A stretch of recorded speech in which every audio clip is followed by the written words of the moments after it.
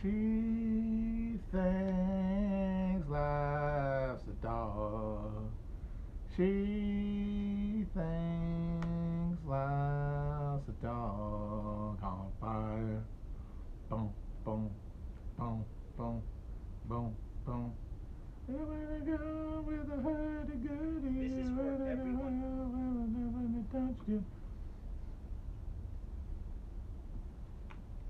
Hurly Burly by Man Man. That's a good song. I always thought that would be good at bat music. I said that I wanted my hipster ass baseball closing pitching music to be 2 + 2 = 5 by Radiohead.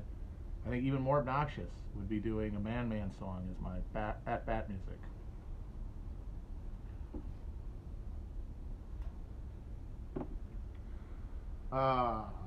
For a free officers movement in America. My kingdom for a Jerry Rawlings. Oh man. Talked before about how, like, in a context of compounding crises, like if we assume that there isn't really a respite after COVID, if the next step after COVID is an intensification rather than a relapsing and remitting immiseration, which I think is unlikely but possible, then you got to throw politics out the window entirely. The only hope we have to like stop the skid off of the end of the mountain and into the abyss of just total atomized techno overlordship is going to be the U.S. military. I mean, no joke. Not, of course, the monsters at the top of it, not those Joint Chiefs of Staff who are mostly monstrous because of their banality. I mean, these are all just Eichmanns. They're all Eichmanns. Not in the sense that they did as great evil as Eichmann did, even though, of course, they're perpetuating militarily the great blood fountain of American empire, which has a massive fucking body count itself. They are Eichmann in their way that they approach their butchers' lives is with total blank banality. It is time service. It isn't even, like you could say about a figure like Hitler, it isn't even some expression of a mad will to power that is at least connected to a human spiritual yearning, even if it's corrupted and monstrous. They are merely punching a clock in the service of misery. I mean, the only reason they're able to do it is because they've been abstracted from the process. Like Eichmann was in his little room with his little typewriter. Same way these guys are in their little scent comms, looking through their fucking night vision goggle shots of exploding weddings. You think how many military males we got in there? Oh, that's good. 30 to 45. Well, there we go. Good job, guys. We have now reduced that number of terrorists because, as we all know, the number of terrorists is fixed, and therefore, the job of fighting terrorism is just killing them until they're all gone. That's how it works, right? That's what they tell themselves as they punch the clock. They're never going to stop anything from happening. They'll become Amazon generals. They'll just get inducted into the Bezos, like Peter Thiel division, and they won't even think about it. Traditionally, where there has been not socialist, not Marxist, but at least progressive and like broadly, I don't know, humanitarian, populist sentiment within the military, it has come from its middle ranks. It is all of the of all the military regimes, of all the coup-imposed regimes of the 20th century, all the ones that were not strictly reactionary, like strictly existed to serve the interest of the most retranchant faction of like the national bourgeois, like your Pinochets. The ones whose regimes did not just become like authoritarian imposition of neoliberalism, they all occurred because middle-level officers, like lieutenants, often captains, sometimes colonels, very, very rarely generals, get together, and because a lot of them come from working-class backgrounds, they're not. The military is broadly egalitarian in its. In fact, it's disproportionately weighted now in our military specifically, and generally in the history. it's disproportionately weighted towards poorer people in terms of the number of people who make it up because of the need to, because you need numbers, you need cannon fodder, and those aren't going to come from people with money. If you have money, if you have position, if you have status, and you're going into the military, it's in exchange for a shiny sword and a beautiful red uniform and a guarantee that you'll never have to do a fucking push-up in your life. That you get to ride around on a fancy horse and sit and sip tea and order other people to their deaths, or maybe charge along them grandly, but from the front, so that your death is part of a grand narrative that their deaths can never be. One way or another, you want rank, and therefore you're a reactionary, and so the top levels of the military will always end up selecting for that. In the middle rank, you have some upstarts. You have some people who came from the bottom, started from the bottom, now they're here, or maybe from the restive and always liminal middle class. And then you encounter army, military organization, military esprit de corps, military education, which is going to be broadly liberal in a way that's going to conflict with the, if you have a nationalist conception, which you have to, if that nationalism goes beyond these narrow ruling clique, which is more likely to happen if you come from the bottom part of it, all of a sudden that national concept is not strictly reactionary. And so, where has this happened? Free officers movement in Egypt, Nasser, of course. I mean, no matter where they ended up and how degraded they end up, the Ba'ath revolutions in Iraq and Syria, and also Gaddafi, which, by the way, Gaddafi, I don't think is a great man. I think that, he belongs among the pantheon of guys who are able to stand up to America, and you kind of have to give all those guys credit, and you have to respect them just because of how difficult that was. But at the end, he did not fully sign up. He was always playing a double game, and until it stopped working for him, and he did it forever. And another thing I respect about the motherfucker, he never promoted himself to general. The guy was a colonel when they took power, when the Green movement that he was the head of took power, and then he was in charge for 40 years, and he never promoted himself to general. He was always colonel, and I respect that. Humble. Who else? The most explicitly left-wing movement actually had the support of a number of actual communists, and I'm referring here to the Carnation Revolution in 1974 in Portugal, when young officers, some of whom were just liberals, some of whom were disenchanted conservatives, everybody was sick of the Estado Novo, the decrepit Salazar corporatist government, like proto-fascist, I guess, government that had ruled since the 20s, before Franco came up the ghost, and there was an attempt to maintain the Estado Novo, and to maintain, more importantly, the colonial brushfire wars that Portugal was fighting to maintain their territory in Angola and Mozambique, where Portuguese boys were going to fight and die, including the friends of these officers. And they came together with their educations and their experiences and said, holy shit, we have a chance here. And they carried off something that could have tipped into a military-led communist overthrow there. It didn't, because the weight of the center of gravity was not with the communists in Portugal. It was with the left more broadly, which means that it would eventually settle more towards liberalism, which in the context of the heart of Cold War Europe, it's hard to argue would have really had any other way of going. And the early communist leaders of the Carnation Revolution ended up kind of regretting what happened, because it did, it ended with port. But now, here in this crisis moment, when everyone's turning to shit and everything is turning, we're just getting either like the iron boot of Bidenist, Macronist, Merkelian thought, like the global, just the jackboot of naked neoliberalism, or just the incoherent reactionary dog-brained populism, the spectacleized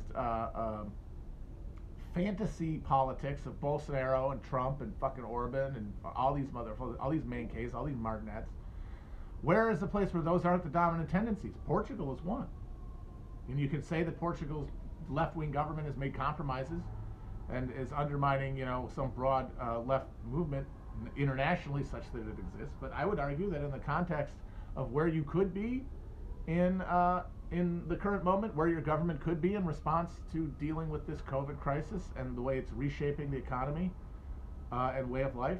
I would rather be in Portugal, and they had one of those colonels' movements. Chavez began his rise to power with an attempted coup. Before he took the position that, having struck that blow and created that cri de coeur for freedom, people gravitated towards. Problem is the United States military, our thing is almost designed to squeeze out anyone with any capacity, if not, for left-wing sentiment, because I'm sure there's plenty of broad liberals in the young officer corps, some of whom could, if conditions deteriorate and they're forced to make, more stark choices about choosing between profit and human life, they might choose human life. They might choose socialism or barbarism as the choice becomes more clear. But even if they wanted to, they have no initiative or ability. Their job is to push the buttons in this giant wheezing machinery of war, where winning is not the point of it. This is one of the first military. This is a very rare thing in a military where it is designed to not do the thing that it's supposed to be functioning for. Like when you go into the military, you're taught that the role of the military is to win wars, but the actual role of the U.S. military is to fight wars, and those are two different things. And having to live that lie, it's unsustainable. And I mean, I don't know how many people who find themselves like tending towards humanity and towards socialism and away from capitalism and barbarism, they might just get turfed out before they have a chance to get even to the fucking junior officers level. But I have said, that is speculation. I have very little familiarity with the military. I'm a soft, fancy college boy. I didn't go. Where I'm from, it really does come down to a lot of cases. You go to military or you go to college. That's the choice in Manitowoc, which is like a fly-speck mini Rust Belt town that had been a maritime hub. It's actually where half of the submarine fleet was built during World War II. The other half was built in Pennsylvania. And there's a sub, USS Cobia, you can go and visit in Manitowoc. And they had a big, they created, I think they still make the Manitowoc cranes, I think. But there was a pot and pad factory, and it was all going away as I was coming up there. As I was coming into awareness, because I really was born with the neoliberal era there in the early 80s. And so I was seeing it all fall apart before my eyes. And so by the time I got out of high school, you go to the military, unless you want to stick around and huff glue, or you work at a farm with your family and you want to do that, and there were farm people around there. It's all surrounded by farmland. Or you had to go to college or the military. Those are your options. And because of what my experience of life had led me to, weird quirks of biology and experience, I mean, the fucking back injury being one of them, that would have disqualified me even if nothing else had. Although honestly, I don't think I could have joined the military if I wanted to. I'm deaf in one ear. I think I wouldn't have even, I wouldn't have been drafted in World War II. I would have been 4F with that, because I hear that people got denied service in World War II, which was not something people really dodged. You really wanted to fight because it was so socially expected. But people not getting it because of fucking flat feet.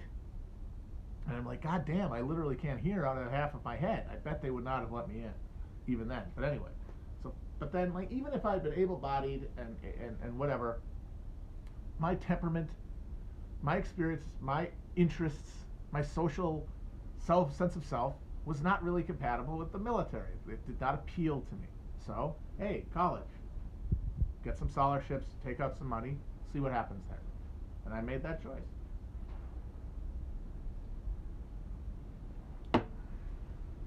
But there are those who go through the officer corps, which is essentially the college of the military branch.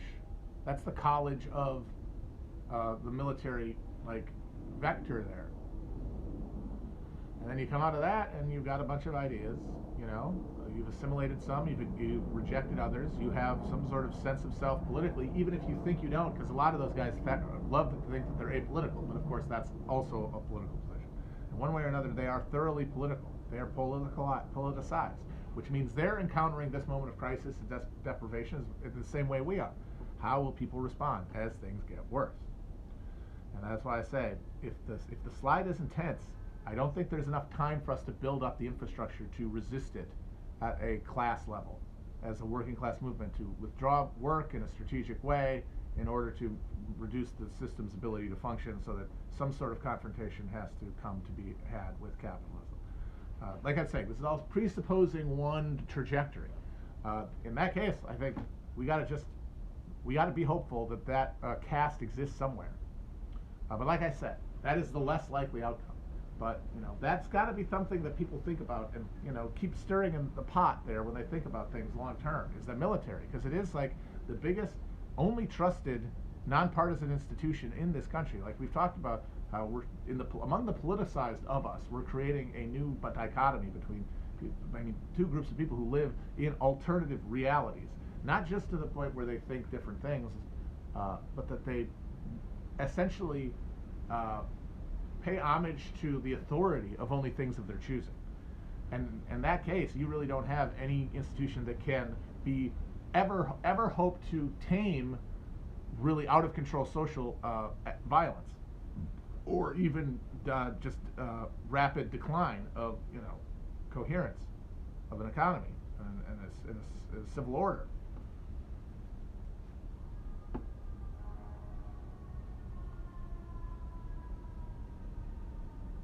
But yeah, as I'm speculating on a hypothesis.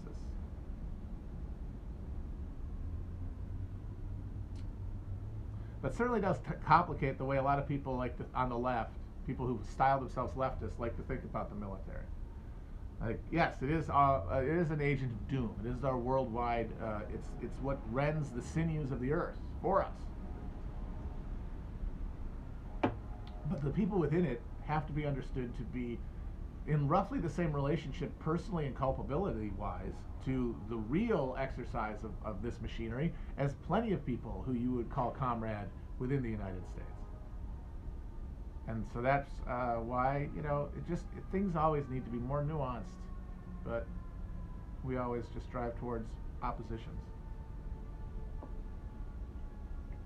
And Bernie did have the most military donors.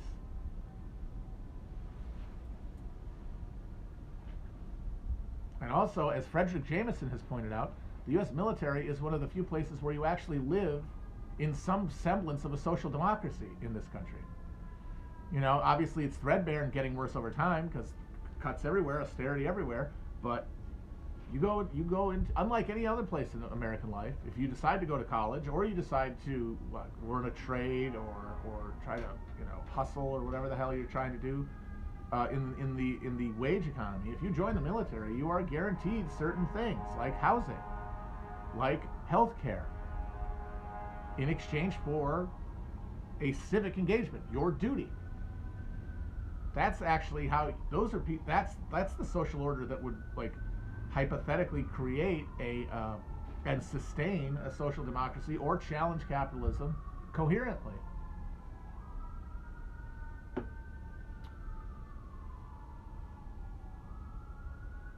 But of course, the argument here is, well, none of this is going to lead to socialism or a socialist revolution. Obviously not. Obviously not. What it might do is not stop, of course, but slow, change the trajectory of, reduce the intensification of the process of full atomization and social dissolution and spiritual dissolution and literal physical dissolution that is occurring under this crisis-ridden, death-spiraling neoliberalism.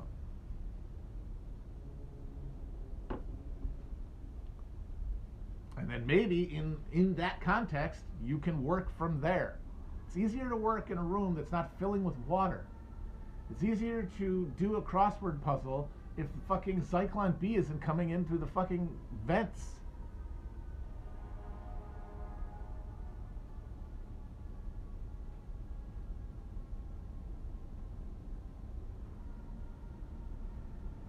So yeah, none of this is prescriptive beyond that.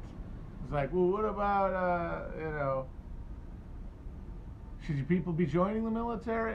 I don't know. These are all decisions people have to make on themselves. But I do know that the totalizing work of defining yourself online through having a rigid approach to reduced binary questions is a recipe for someone who cannot engage the world around them positively.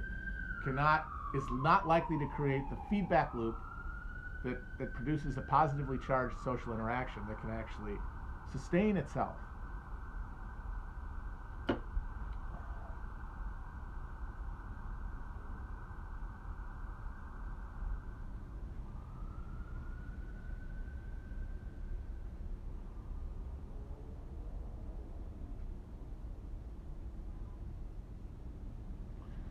But yeah, I would not. I mean, I obviously, even if I could, I would not have joined the military ever. I couldn't imagine myself doing any of that.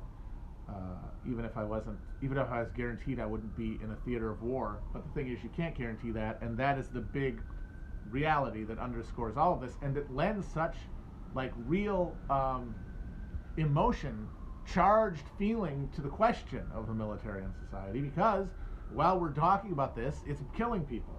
While we're speaking, it's killing people. I mean, in every sense. Not only is it a machinery of death, not only does it, by its very existence, rob American citizens and citizens globally of well-being and wealth and health and possibility to thrive. It's actually also the single largest corporate climate emitter in the world. It's killing us at every level. That's bad.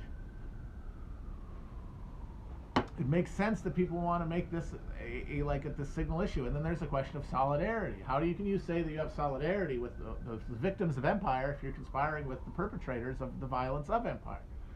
To which I say that's the contradiction at the heart of organizing in the imperial core. But it's unresolvable, and the reason people love arguing about it is because it's unresolvable, because it will always lead to more arguing.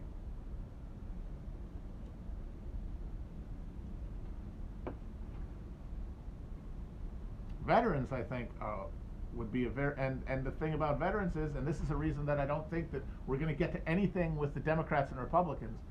I feel like at this point, the brand of the Democrats has been so spoiled among, I would say, veterans as a category, broadly.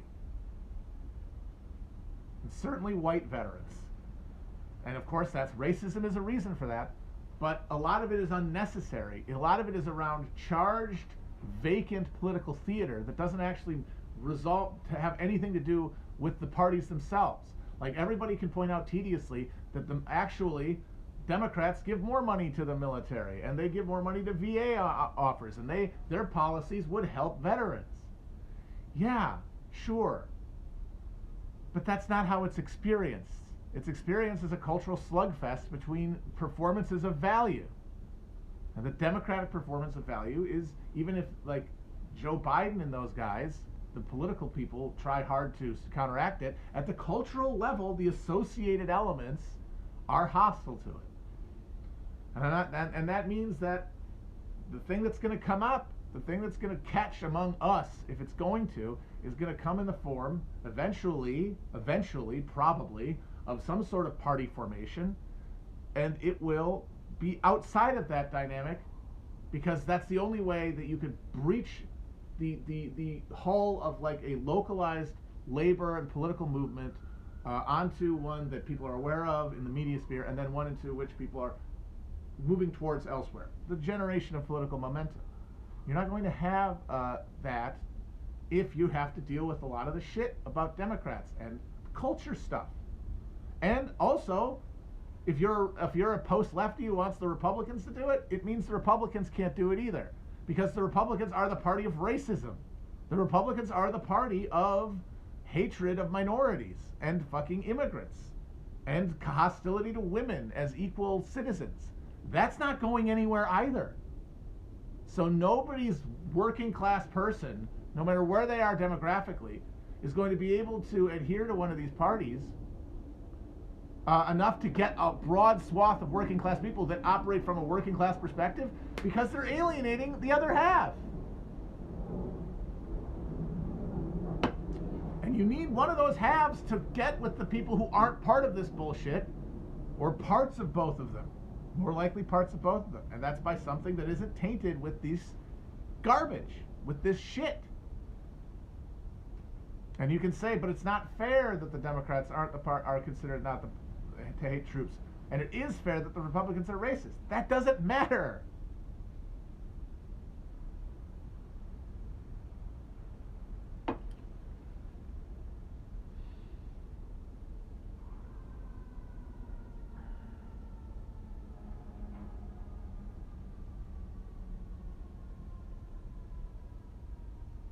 Yeah, you don't want to talk about a third way, because that was originally fascism. And if you talk about the military part, people's hairs are really going to get back in the heads about fascism. And then, of course, it was the neoliberal neo-fascism of the current trajectory. Either way, no, thank you. But that only makes sense if you think that the two ways we have now are like a left and right. They're not. It's actually more of a second way. Like, the current way is one way. It's one big thing. Nothing is going to change. It's locked. The gears are frozen. We're tumbling off of the end of the thing. Politics is dead within this structure. So anything that comes outside of it is an alternative to that. So it's a second way, i.e., socialism.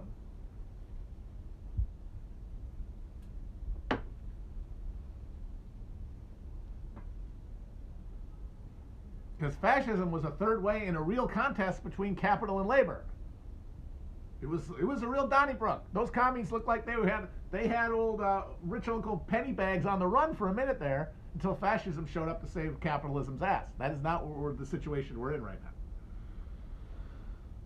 We're in where politics has become a Trump low. It's a fucking an illusion, and we're fixated by it, while the actual politics is fixed.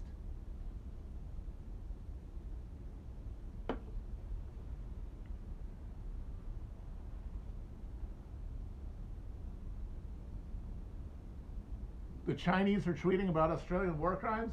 They have entered the game, folks. China has entered the mind space. They are going to try to weaponize human rights just like we do. And it is going to be delightful. Oh, man. Seeing people tie themselves into contortions to try to outwoke one another in their justification of bloodshed, because, of course, all of this talk about human rights is strictly for the eggheads. It's strictly for the don't be an assholes. No one else is listening to that or cares. So that means the language will get more and more horrifyingly, grotesquely diversity infused.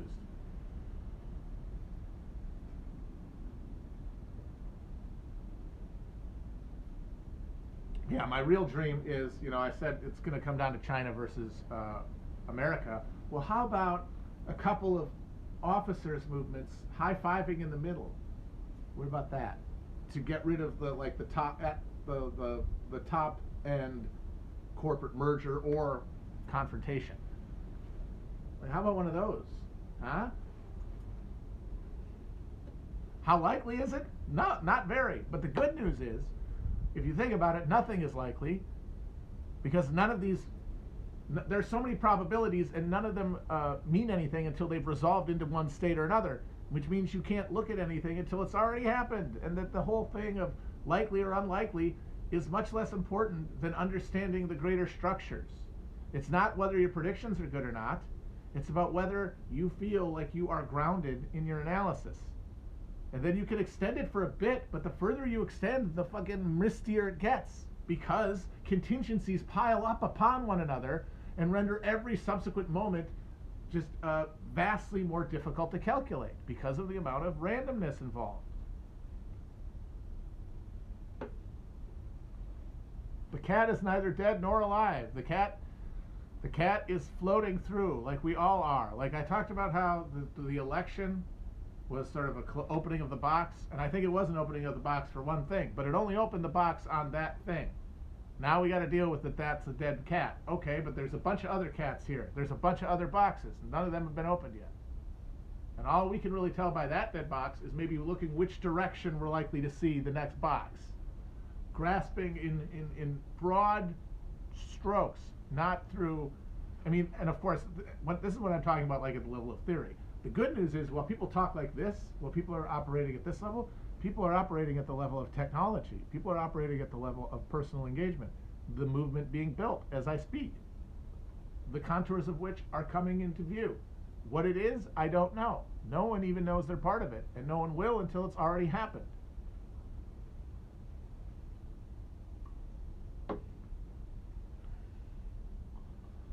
So if you want to say there's no hope, that nothing can be good, that doom is inevitable, well, honestly, that doesn't really change anything, because you're still going to be living a life. You're still going to have people you love, unless you're just going to kill yourself, which you're not going to do. You're going to live your life. You're going to have people in your life that you love. You're going to try to make their life better. The more you love the people around you, the more people you're going to love, the more you're going to care about them, which means the more likely you are, when a situation comes where you can all help each other, you do it. And then you're doing it, and you're moving towards the same goal as somebody who has the perfect outline in their head and never lost faith and never took the black pill. You're going to end up doing the same thing. Doesn't matter what got you there intellectually. That's just following after your heart pulling you in a direction. Your heart pulling you gravitationally towards other hearts.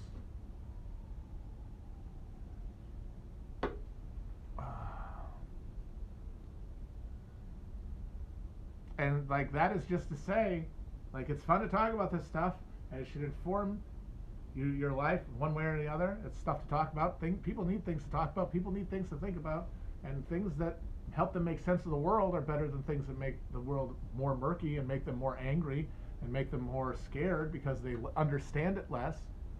Like, those things have help. They have benefit, but they cannot be the thing that makes you act. They can't be, because you will just be missing the forest for the picture of the trees.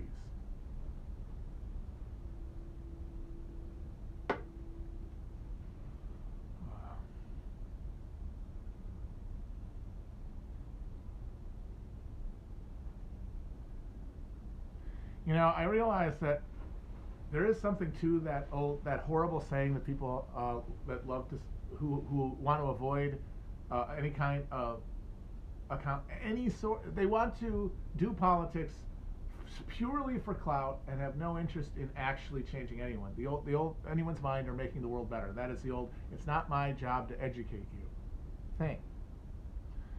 And that is obviously incredibly cynical when used, and it is used specifically so that people can get out of justifying their beliefs, because one, it's hard, two, it's frustrating, i.e. not fun, and three, it's actually impossible for some of them because they don't even know why they believe what they believe, because deep down they're operating off of social signals and they haven't reasoned to that point.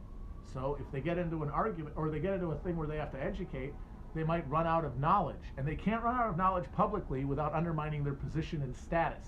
They always have to bluff that they know more. That is essentially a call of a bluff. And if they don't have to, they won't. And they can just say that, and that lets them opt out. But I think one thing that makes people say that isn't just craven and isn't purely just about clout, is the fact that there is something to it if you extend it to, it's not my job to educate you about everything. And that's the big problem with, one of the big problems with this online thing, is that everybody is operating off the premise that they have to be a fucking expert on everything. They have to be comment on everything. And so when they're asked, why do you believe this? They might not really know, but also it might not matter that they don't know, because it's not really their job in life. It's not what they know about. It's not what they can communicate. There is something they do know and can communicate. And if you ask them about that, they would want to answer you because they would be happy to share.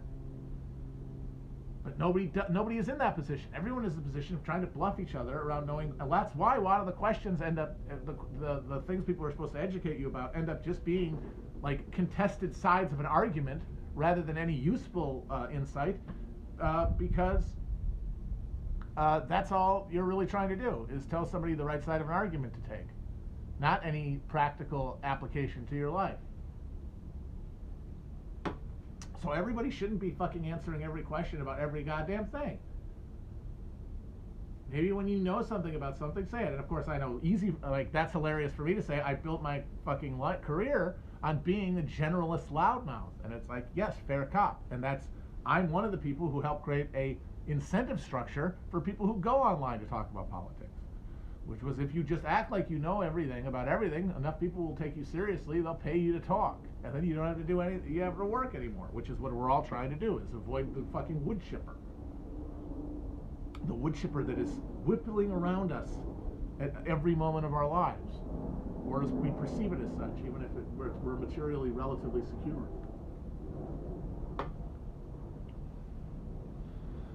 What I'm saying is that now, I think is a time to pick what you think you can confidently articulate. And I feel like I have found through a lot of bullshitting and a lot of public thinking through, I have found a dimension of human thought, conception, whatever, information that I feel relatively competent about talking about.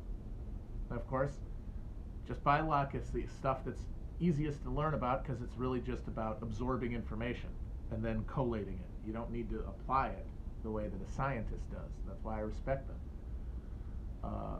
Or apply it in any real sense, because you don't really have coworkers or customers in the traditional sense, so you're not bound by those relationships. It's a weird place to be, but it's left me here feeling like, okay, this is stuff I can talk about. And I really try not to talk about. I'm trying to wean myself off of talking about anything I don't feel like I have something to really add. And that's why I'm cutting myself away from predicting things. Besides trying to sketch out a three-dimensional model for the slice of time we find ourselves in, because it attenuates any I think some people might be better to predict specifically if they had more grounding in certain empirical scientific traditions than I do.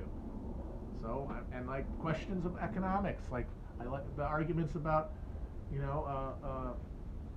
MMT and fucking job guarantee versus UBI. I don't know enough, and I don't think I'm going to find myself motivated enough to learn enough about that stuff to add anything that anybody else hasn't already said better than me. All I can do is, from my position of understanding, observe the argument and see which one's convincing. That's all you can ever do.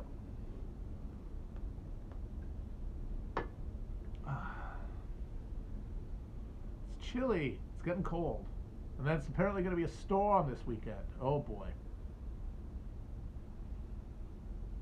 That's why I like to talk about history, because I feel like I'm on nice solid ground there. No, I know, in the broad sense, what happened. And that's why politics is essentially history backwards. Politics is essentially, political science, whatever you call political science, the made-up science of political science. It's history backwards. We're trying to turn it and see the other way. See the other way through the telescope. And it's possible, but you need to have tools I don't have. So I like to do a little bit of that, but then I like to use mostly history, because I feel like I've got a better grab on that one. Because all you gotta do is read. It's easy. Don't have to do math. Oh my God. Kill me. What would happen if I shaved my beard? I would probably lose subscribers. I will say that. I'll just put it at that and leave it.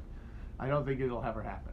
Just like with the shaving of the head, I don't think it's going to happen. If it didn't happen at the height of the first quarantine, before I even had my, my moment of enlightenment that I've been, has helped me cope ever since, it's not going to happen now.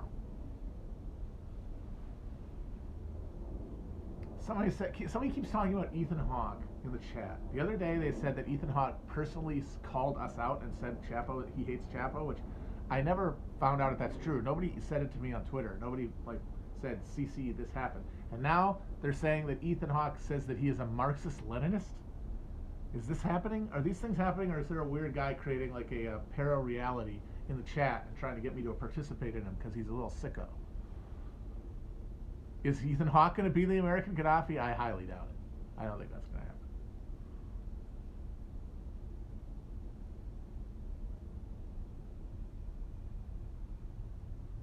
Such a weird guy to pick, Ethan Hawke.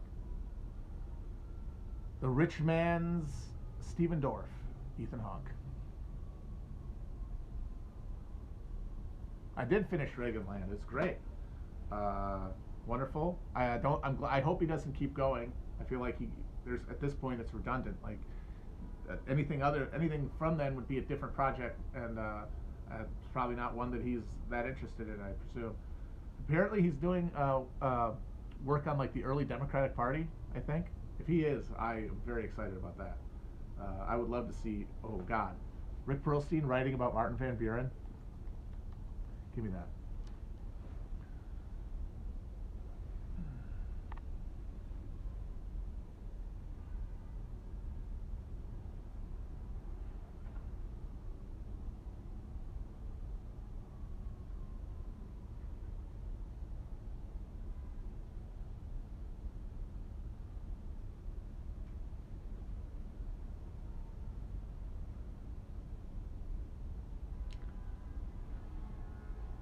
Who will be the Lib Pinkertons? Wasn't that isn't that the Antifa Pinkerton who domed that guy in Denver?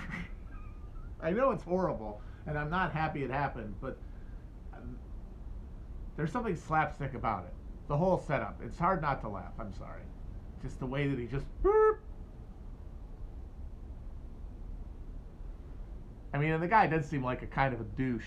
You know, I'm not that sad. Like, you know, I don't get sad about way better people than him dying, but I just don't like the whole spectacle of that shit. I just find it, I really don't. It's more than anything, it just depresses me because it shows how far we are from real politics.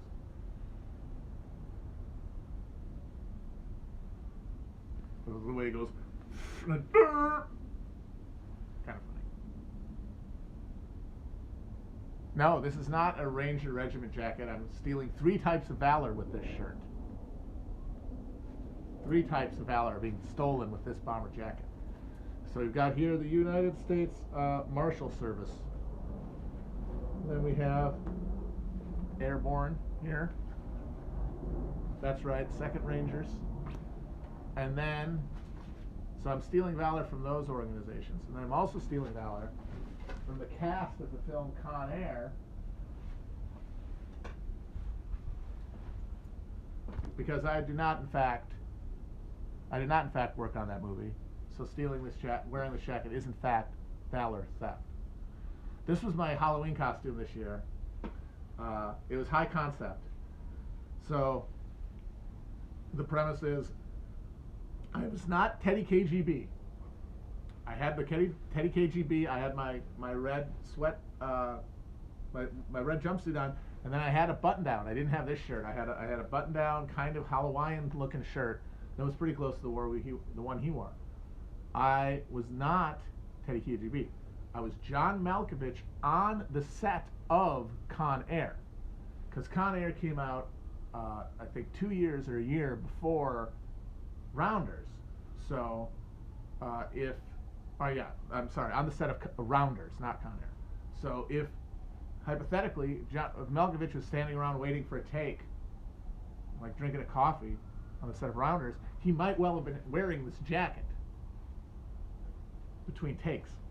So that was the Halloween idea.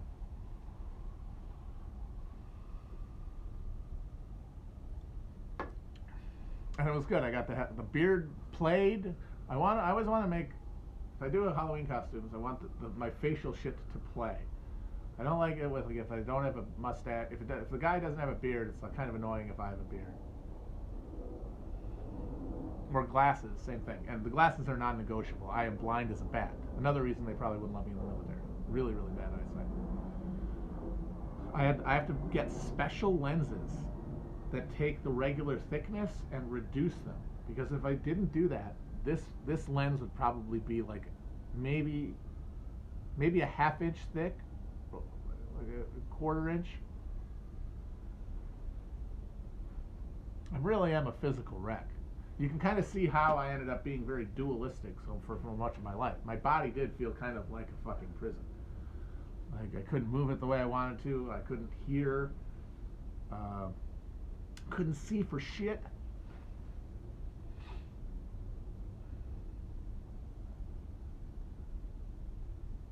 I could get contacts, I think, but I've never looked into it. I never wanted contacts. One, I think I look better with glasses. My eyes are a little deep set. I kind of sit back there, kind of look like a serial killer.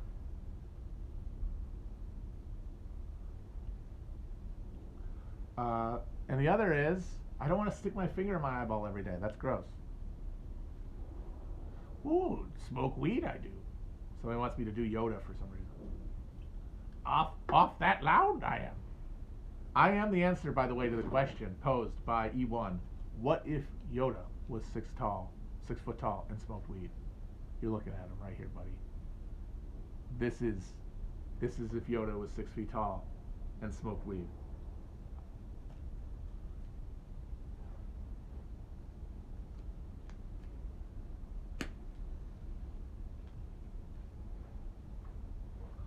What if Yoda was 6 feet tall and smoked weed? Grogu is not Yoda. Obviously, I thought we were all clear on this. Grogu is a baby of the species of Yoda.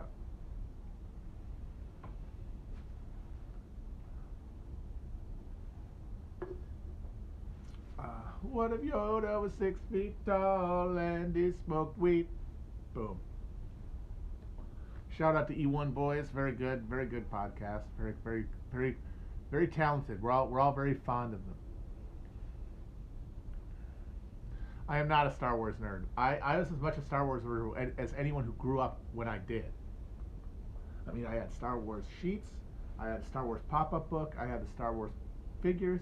I saw the movies a bunch of times. But it was just part of like a broader palette of pop culture that I've also watched. Like I remember being really excited to see the Batman movie, waiting in line when I was a little kid.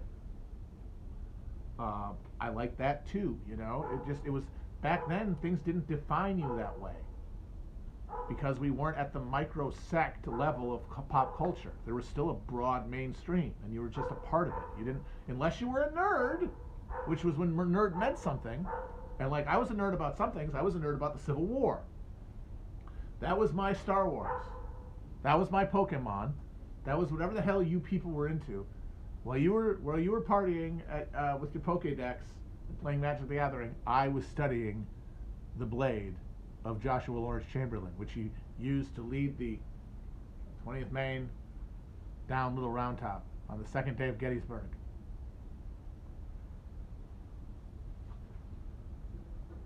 July 2nd, 1863. I was reading the Civil War books. I was looking through big Civil War map books. I literally had, you guys had Pokédex? I had a service. They would mail me, like every month, a pack of essentially Civil War trading cards. They were about the size of, like recipes, and they came in, you got a recipe book, or a recipe box, and then they were about the size of like a postcard or a recipe card. And they had, on the front, they had like a battle or a general or a place or a piece of military equipment. And on the back, they'd have the stats. And I would do them. So that was, I didn't really have a pop culture thing. I've developed those, like, you know, attachments as I got older. And I engaged with like this new pop culture where, oh, now now nerd is like a category that you can like choose from, and oh, what's this? It's basically absorbing all of culture, because the things that make being nerdy cool are the things that you learn are cool are the things that make you nerdy are the things that in college you learn are actually cool. And so the culture, as it becomes more college-y, becomes nerdier, and everyone gets pulled towards nerd or pulled away from nerd. Like that's the Whedon-Snyder divergence. But I never cared enough about it because it was not grounded in like the child. I think because a lot of the reason this is so powerful for people, the YA people, and the Devin Faracis and the movie Bob type guys, is because this ties them deeply to that period of time when their lives were promised, when they felt fresh with the life and enthusiasm, and they had a life ahead of them, and they want to like stay connected to that, and I understand it. I think one of the reasons I was never able to like fully get on board with any of this stuff, even though of course went along. I watched the Marvel movies, I enjoyed them. It was what people like I were talking about, so I talked about it with them. But I never gave my soul over to it because where that is in me is not in fucking Star Wars or fucking comic books or any of that shit. It's the second day of Gettysburg coming down Little Round Top. And they don't put that shit in those movies. Very rarely.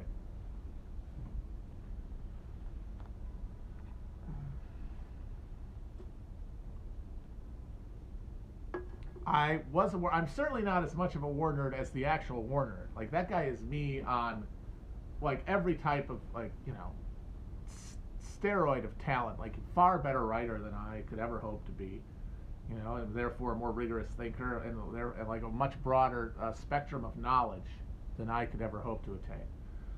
Because it powered me, but I was never very powered because my talents were meager and my motivation also, and maybe even less so.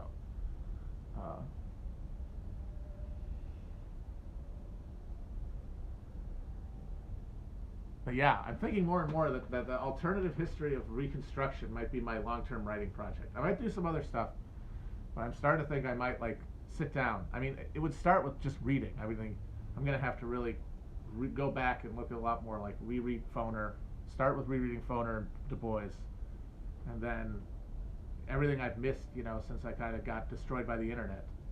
And then I might do it. I might do that. It might happen. Watch this space.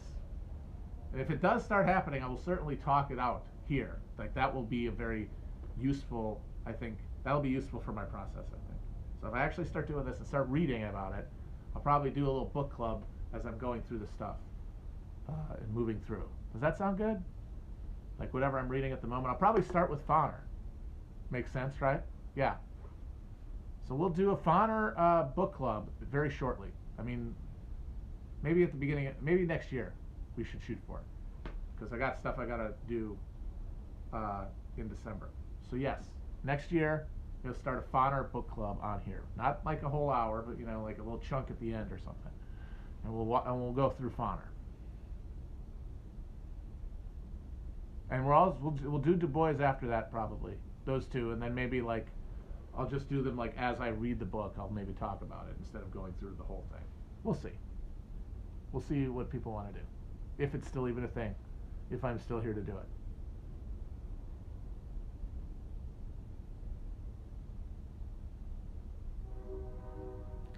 But there's a couple books by at least one book by James Oakes I really want to read.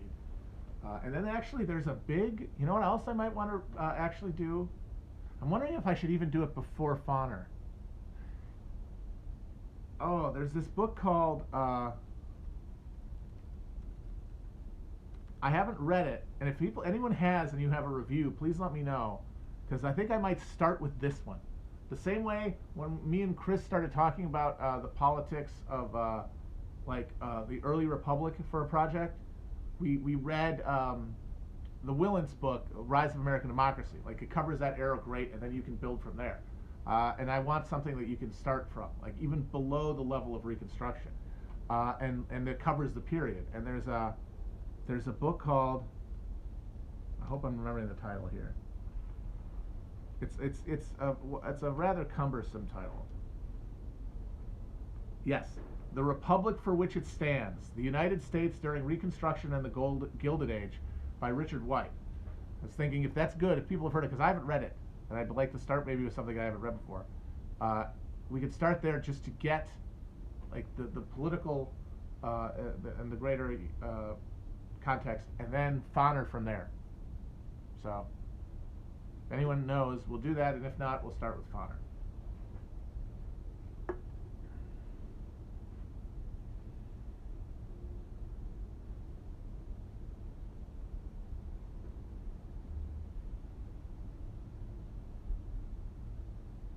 I am, and I have to admit. So, all right. So I'm thinking about it. I don't know yet what the project will end up looking like. There's a maybe I could do it. God help me, I could do it like as a novel. Oh my God, Terry Turtledove style, which is maybe too cringe. Or a sort of like a little monograph like that Lenin Lives book that just sort of sketches it out, sort of like an alternative, like historical chronicle. More scholarly, less cringy. Maybe the whole thing is cringe no matter what. Maybe counter-narrative history is inherently cringe. I think an argument could be made. But at the same time, I'm trying to move towards the thing that I think I could fire my enthusiasms around and get me over the hump of like presenting, a coherent view of something.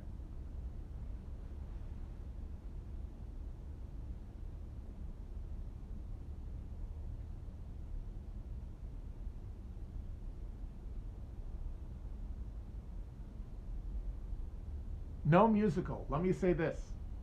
It's not going to be a musical. There will be no rapping. There will be no hippity happity rappity crappity.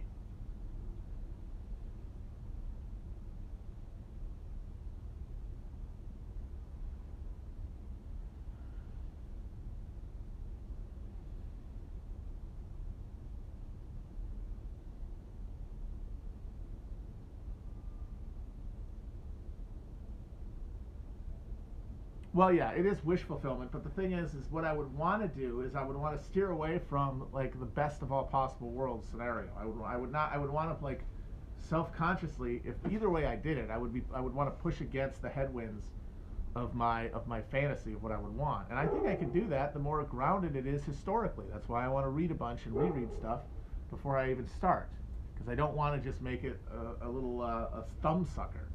Because the only reason counterfactual history is useful is if it allows you to see how mechanisms play out, where fluidity exists within a system, and where energy and force can be applied. And you can do that sometimes more clearly by abstracting yourself away from the moment, which is too fired with uncertainty to really be able to articulate. Whereas you could just sort of, if you study the past enough, you can sort of project out a little blurry alternative pathway. Like if you know enough about the conditions where things arose from, you can start building a dream. If not a dream of ultimate victory, a dream of alternative, a second way. Dog is barking. Woo! Doggies, get killed walking your doggy. Is he here, Richard? Give me all you got.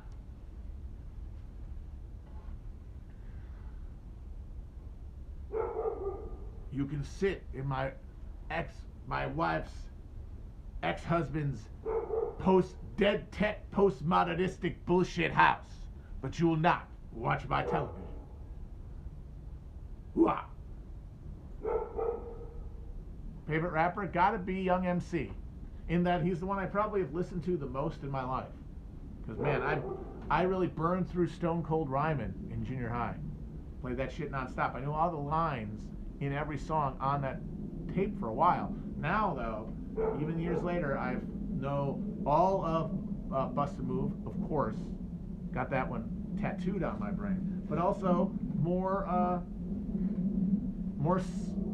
obscure ones, like Principal's Office. So yeah, definitely Young MC. Yeah, no, I'm a boomer, guys.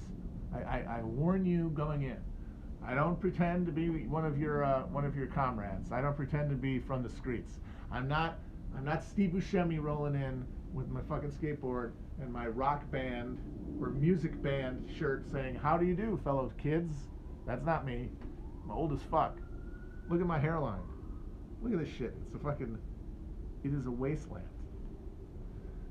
It's the Gulf Coast right now.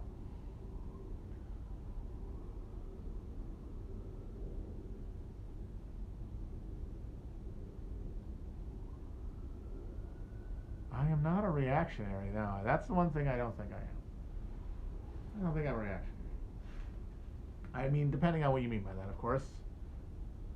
People can make it mean whatever they want, apparently.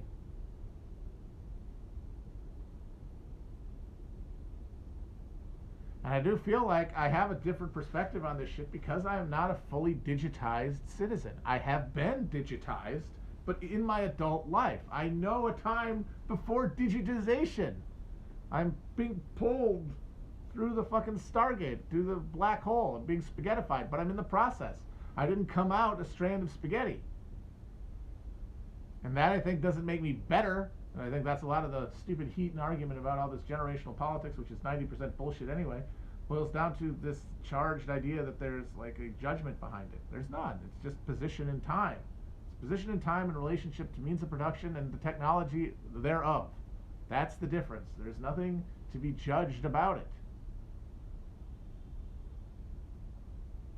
Just saying is I think that it allows me to see some of what's happening because I can still watch like it flowing up my arm, you know, like I can feel it moving through, like, you know, blood poisoning. It's not just my whole circulatory system. But the thing about that is that means that I am going to be limited in my ability to understand anything that's happening because I'm on the other side of this thing. I'm not fully within it, which means that I don't really know what's going on. I can't. All I can do is offer like a orthogonal commentary on it. The thing itself is going to have people within it, and the people within it are going to have responsibilities to themselves, to their families and loved ones, to try to, you know, take destiny's wheel. And they are going to have knowledge that I don't have because they're going to be acculturated to these ways in a way that I never will be. And so, saddle up, partners. I wish you well. I just am not going to act like I can say you're going to save anybody. That there's anything determined by your being younger, by being immersed in this techno world, alienated even further from life than people before you, that's going to make you inherently the revolutionary cadre who saved the world. I'm afraid not. Nothing destined about it. It's in our hands. We're going to have to reach across all these arbitrary boundaries and come together for any hope of an alternative to full social liquefaction. I'm revisionist. Of course I'm a revisionist. That's such a stupid fucking accusation.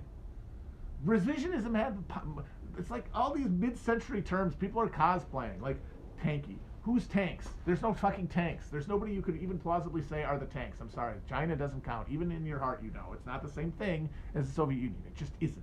Because it's not, because the Chinese communist state, say whatever you want about it, is not missionary the way that the Soviet was. There was not an internationalism to it. You couldn't join the club. They don't want you as a member. They want to make a deal with you.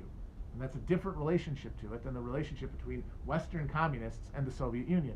So those were their tanks in their heart in a way that doesn't exist anymore. So tanky is meaningless. And like it obscures the thing because it puts weight and power morally behind questions that mean nothing. Like whether you were going to stand for the purges in a Western Communist Party, that had meaning. You were fighting for power. You were fighting against other people who were in the broad left trying to move towards like a confrontation with capital during the collapse of capitalism. You were fighting a battle and it had stakes, and so of course it had moral weight. There's no moral weight to these questions because these tanks doesn't belong to anybody. Revisionist is the same thing. Revisionist was a meaningful slur because you were revising away from a understood practice that undergirded a global movement. There is none.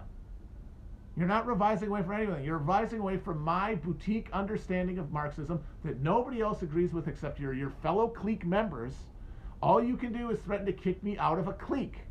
I've revised. Yes, I've revised from you. But nobody else but your fellow travelers think that that's the case. Not like revising away from a communist government or a communist history of state actions. Like, oh, this was a revisionism, you can look back from a position of authority. There is, just like with the tanks, there's no real tanks. The revisionism, there's no real book. Like, there's no real reified idea that you can deviate or revise from.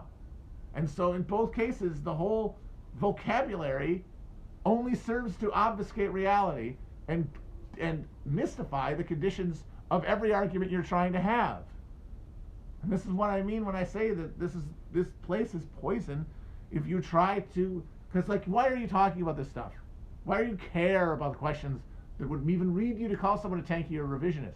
It's because you're trying to do politics. And if that's what politics are, you swung and missed.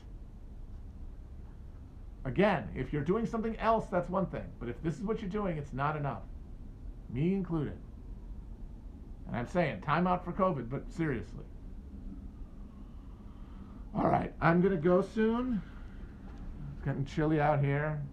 Was I being trolled about the guy, the Ethan Hawke guy? Was he trolling me?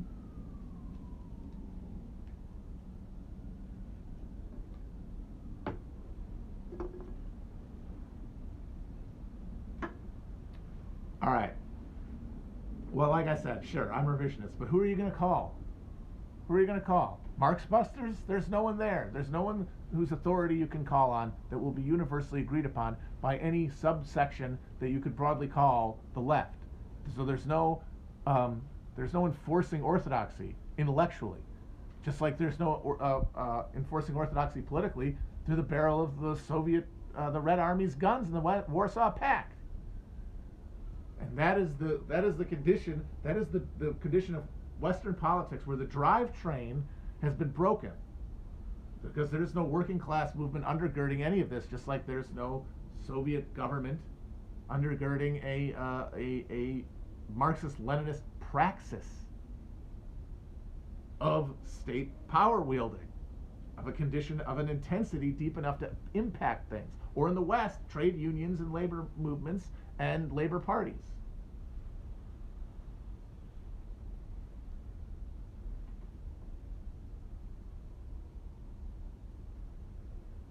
I should wear a kimono. I would like to wear a kimono one of these days. When I get back in, when it gets too cold to come out here, I might get a kimono. I've been looking for a robe. I haven't been able to find one. But yeah, I'm a revisionist. Call the KGB. They don't care. Call the KGB. I'll just have sex with them.